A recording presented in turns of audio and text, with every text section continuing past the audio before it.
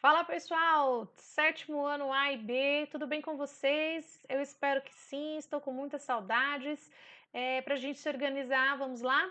Hoje é a nossa quarta aula EAD, hoje é uma sexta-feira, vamos continuar os conteúdos de ontem, tá bom?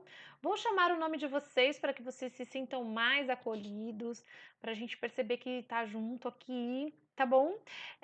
Ontem eu fiz com o pessoal da manhã primeiro, agora eu vou fazer com o pessoal da tarde. Então vamos lá, quero todo mundo aí. Arturo, Carlos, Daniel Nóbrega, Felipe, Francisco, Guilherme, Henrique, João Vitor, Juju, Juliana, tudo bem? Letícia, Maria Eduarda, Maria Gabriela, Mihael, Marve Mihael, como estás? Mirela, Nicolas, Yasmin Bezerra, Yasmin Akemi, William, Ana Beatriz, e o Lucas. Tudo bem com vocês, pessoal? Na turma da manhã, eu quero ver aí, hein? A Amanda, a Bárbara, o Eduardo, a Júlia, o Joaquim, a Júlia Belato, a Letícia Lemos, a Letícia Ribeiro, o Luan. Ela vai me matar porque eu tô chamando ela de Ribeiro. Maria Clara K, Mariana, Matheus Cardoso, Matheus Oliveira, a Natália, o Nicolas, Rafaela, Rebeca, Roberto e o Luiz. Quero todo mundo aí, hein? Caneta e papel na mão. Vamos lá? Vamos começar? Na última aula, tudo bem, pessoal? Vamos lá? A Proleila tem que clicar aqui, peraí. Ah, achei vocês! A Proleila tinha que clicar, vamos lá. Na última aula, eu sei que vocês estão rindo, mas eu fiz de propósito mesmo para vocês darem risada, tá bom? Para ficar um clima mais descontraído. Na última aula, nós fizemos a correção de todas aquelas lições. Aí nós chegamos nessa página aqui, atividades 3 e 4, e eu vou pedir para que vocês façam ela para a próxima quinta-feira. E aí eu vou corrigir na quinta, tá bom? Proleila, qual a atividade? Ó, atividades dos temas 3 e 4. Onde que fica essa página? Página 62. Então, página 62, vou deixar no meu caderno, feito para minha professora corrigir na quinta-feira, tá bom? Lembra que eu falei? Essas atividades são importantes, que vocês tenham elas feitas no caderno, porque ela fecha a linha de raciocínio de tudo que foi aprendido na unidade, tá? Então, ela vai até a pergunta aqui, ó, até a pergunta, cadê você? Até a pergunta 9, né? Até a pergunta 9, certinha. Tô olhando ali para ver se tá no livro certo. Isso mesmo, tá? Então, ela vai do 1 ao 9, pode fazer no caderno e eu vou corrigir, ok? Virando a página, vamos lá. Tem esse Explorer.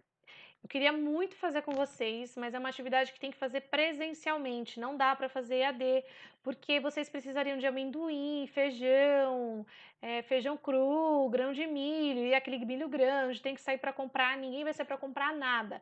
Quando a gente voltar, a gente vê um jeito de fazer essa atividade, essas coisas práticas, tá bom? Mas não tem problema, é uma atividade para falar sobre seleção natural, tá? É tranquilo, a gente pode fazer depois, combinado?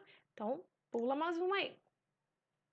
Atitudes para a vida, depois a gente pode fazer esse textinho, não tem problema.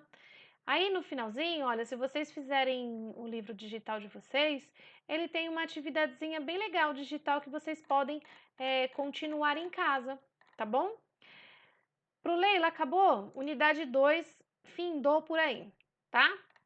O que nós vamos entrar agora? Unidade 3, classificação dos seres vivos. Qual que é a página, Pro? Pega aí no seu livro, vai até a página 69, tá? A gente já vai entrar para falar dela. Pro Leila, o que é isso, essa classificação? Na biologia a gente consegue classificar, né? Por que classificar? Porque olha só, a história evolutiva das espécies busca pelo grau de parentesco definido por ancestrais comuns. Lembra que nós falamos que o ser humano tem o mesmo ancestral comum dos outros primatas? Então tá aí, por isso que a gente precisa saber, porque a gente consegue fazer essa relação. Então eu começo a classificar do menos complexo para o mais complexo, tá? Então eu vou pegar aquele serzinho que é só uma bactéria, que tem pouquíssimas organelas, para depois um ser complexo como nós, com sistemas, com órgãos, tudo funcionando com uma complexidade muito maior, tá bom? E aí eu tenho, ó, ancestral comum, espécie que pelo processo de evolução origina novas espécies. Principais critérios: morfológicos, que é a forma do corpo, fisiológico, funções corpóreas e corporais e genéticos. Então, é por aqui que eu começo essa questão da classificação. Esses são os critérios. Morfológico é a forma do corpo, então eu vou classificar pela forma do corpo. Fisiológico, pela função que esse serzinho que é a função do corpinho dele. E o comportamento genético, como ele se comporta geneticamente. Então, do lado, eu tenho aqui, ó, os níveis. Então, eu começo pelo reino, filo, classe, ordem, família, gênero e por último eu chego na espécie. Então, tem como saber todas as famílias, todos os gêneros de cor? Não. Mas alguns animais a gente vai pesquisar depois e aí você vai ver reino, filo, classe, ordem, e aí a gente vai detalhando onde está cada um, porque ele pode ser do reino animal, ele pode ser do reino das plantas, ele pode ser do reino da bactéria, tá bom? E aí filo cordata, filo artrópoda, cada filo de cada tipo de categoria, mas não tem problema. Não fique nervosa, a gente vai etapa por etapa. Aqui é só um momento de explicação por que a gente tem que classificar, tá bom? Vou colocar no livro agora aqui para a gente olhar. Né? Nós percebemos que existem várias, aqui, ó, classificação dos seres vivos, tem uma imagem que mostra vários seres. É difícil de identificar aqui porque essas ilustrações, né, são diferentes de seres vivos, mas que são pintadas de uma forma que a gente meio que não consegue, quem nunca viu não entende, mas são hidrozoários, são quinidários, a gente vai ver mais pra frente, tá bom? Então vamos lá? Por que classificar, né? A gente tem que entender que tem uma biodiversidade muito grande e a gente tem que começar a colocar essas formas nos lugares delas. Para não confundir verme com protozoário, para não confundir um vírus com protozoário, um vírus com uma bactéria, porque cada um está dentro do seu reino, cada um está dentro da sua classificação. Combinado? Então vamos lá. Próxima página, quando ele fala o seguinte: por que classificar, né? A classificação permite a organização, a padronização e o rápido acesso às informações. Um exemplo de classificação. Para compreender melhor a classificação dos seres vivos, iniciaremos com um exemplo cotidiano.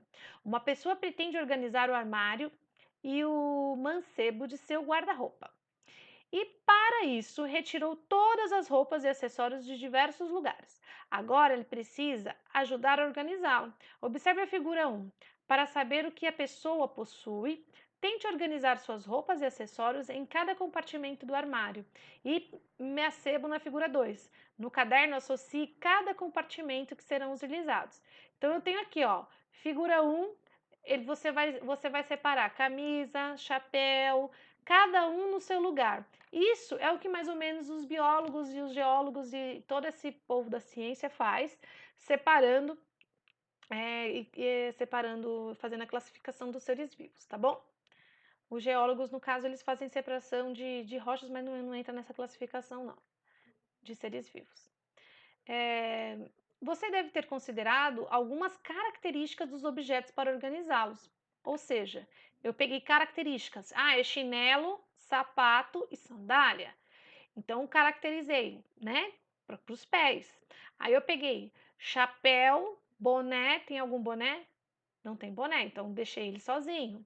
Calça, bermuda, duas pernas e assim vai. Por isso que ele fala aqui, ó. Você deve ter considerado algumas características dos objetos para organizá-los. As pessoas não costumam guardar camisetas na sapateira e bonés em cabides, concorda? Quais critérios você considerou? Compare-os com os seus colegas quando houve diferença. Então, aqui não dá para comparar com os colegas, mas a gente fez essa separação. Aí, algumas pessoas podem ter colocado sapato junto com calça, e aí vai depender, né? Mas geralmente a gente coloca os de pendurar aqui, os dobrados aqui, aqui as roupas íntimas e aqui embaixo a gente coloca os sapatos, tá? Propomos agora que você organize os mesmos objetos de acordo com as categorias roupas casuais, roupas de inverno e acessórios e calçados. Mudou alguma coisa? Então tem gente que vai colocar diferente, né? Talvez algum objeto tenha mudado de lugar, mas muitos deles devem ter permanecido onde estavam. Isso ocorre porque a maioria das pessoas organiza suas roupas e acessórios com base em critérios bem parecidos. Objetos pertencem à categoria calçados, como sapatos e chinelos estarão na sapateira na maioria das casas que você visitar. Como você pode perceber, quando classificamos as coisas em categorias de acordo com suas características, tudo fica mais organizado de se encontrar, que é o que a Bru está falando nessa questão da gente conseguir organizar os animais, né? Eu tenho que ter uma ordem para começar a colocar cada um ali dentro da sua qualidade, da sua característica. A importância da classificação dos seres vivos. A biodiversidade do planeta Terra é muito grande. Estima-se que haja cerca de 7 a 10 milhões de espécies, mas apenas cerca de 1,5 milhão delas já foram descritas, estudadas e classificadas. Então, ainda existe animal a ser classificado? Sim. Ainda existe coisas a serem feitas? Sim. Tá? Tem como a proleira saber todos esses animais? Não tem, tá bom? Porque dentro de cada categoria existe um especialista para estudar cada animal, tá bom? A classificação permite a formação de grupos cujos integrantes apresentam características semelhantes. Deste modo, ela facilita o estudo, por exemplo, a história evolutiva dos seres vivos, dos seus habitats em que esperávamos encontrá-las, da conservação da biodiversidade e dos possíveis usos dos seres vivos pela medicina e pela indústria farmacêutica. Quando os cientistas classificam as espécies, escolhem critérios que permitem agrupá-los em suas semelhanças. Então aqui eu tenho, morcego da espécie Philostomus color, tenho o gavião e tenho a mariposa. Letra A, B e C. E aí ele fala assim: embora representem algumas semelhanças, como a presença de asas e a capacidade de voar, esses três animais podem receber classificações diferentes. O morcego compartilha muitas características com outros mamíferos, por isso é classificado nesse grupo. O gavião compartilha com as aves muitas características, por isso é classificado como esse outro grupo. Já a mariposa possui características que fazem ser classificados como inseto, tá bom? Então aqui eu tenho três grupos que, por mais que tenham asas, eles são classificados em grupos diferentes, tá? Eu não posso classificar um morcego no grupo da borboleta, mesmo que eles tenham asas. Não são esses o critério, tá bom? Por isso a gente utiliza o grau de parentesco para fazer isso, tá? Que aí eu vou entrar aqui na outra página. Deixa eu ver a página de vocês, que seria a página 72, tá? Que é quando eu entro, porque eu falo a página diferente, galera, porque aqui no livro digital ele mostra como dois para mim, tá bom? Então, critérios para a classificação dos seres vivos. Atualmente, os critérios de classificação procuram refletir a história evolutiva das espécies, por isso que eu não posso classificar esses três grupos no mesmo grupo, tá bom? Tem uma classificação aí, tem uma história evolutiva, ou seja, as histórias das modificações que ocorreram nos seres vivos ao longo do tempo, indicando o grau de parentesco evolutivo. Entre elas, a existência de um ancestral comum.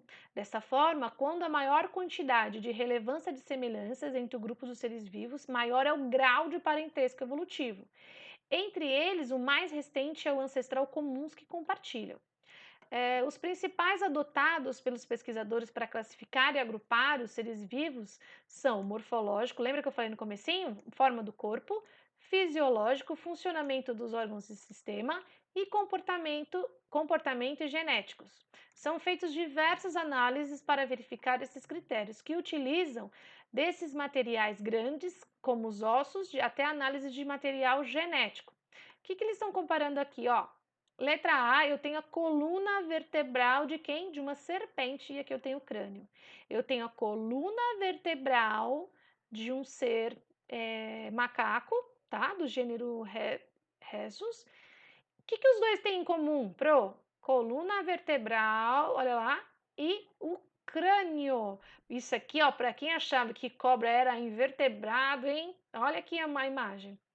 Uma das características morfológicas comuns entre os dois animais é a presença de coluna vertebral e o crânio, que agrupam no grupo de quem? Dos vertebrados. Então, esses dois, num grupo geral, estão no reino animal filovertebrata. Por quê? Porque eles têm coluna vertebral. E esses daqui, Pro, o que eles têm em comum? Ah, eu tenho os porquinhos, tá? O porco. E no B eu tenho o lobo marinho. Os porcos e os lobos marinhos compartilham características fisiológicas, como a produção de leite nas fêmeas, e características comportamentais, como o cuidado parental. Por terem essas outras características em comum, são classificados como os mamíferos, tá? Então, eles, além da coluna vertebral também, eles estão dentro do reino animal, filocordata, e estão dentro aqui, dentro dos mamíferos, tá? Então, até aqui, tudo bem, pessoal? Eu vou parar por aqui porque já deu um tempinho de aula e aí eu acho que vocês vão ficar um pouquinho cansadinhos, tá bom? Eu quero que vocês entrem no fórum e façam para mim uma lição. Vocês vão escolher um animal e vão colocar lá, fazer esse nível de classificação aqui: reino, filo, classe, ordem, família, gênero, espécie. Um animal só. Por exemplo, eu vou pegar o gato. Vou pesquisar na internet e vou descobrir qual é o reino, qual é o filo, qual é a classe, qual é a ordem, a família, o gênero e a espécie. E eu vou deixar um fórum aberto lá com essa informação para vocês de lição de fixação, tá bom? Não esqueçam da lição do outro dia, que é para fazer na próxima quinta. Combinado, galera? Um beijo enorme no coração de vocês. Hoje, lembrando, é sexta-feira, nossa próxima aula só quinta-feira que vem, tá bom? Vocês acessem lá no compartilha, vou deixar na aba atividades, vou deixar como aula 4 de ciências, tá bom? Assim ninguém se perde e qualquer coisa eu vou estar disponível lá na Agenda Edu, pode mandar mensagem para a Pro, que eu respondo para vocês, sempre, sempre, sempre, tá bom? Um grande beijo, sétimo A, sétimo B e muito obrigada!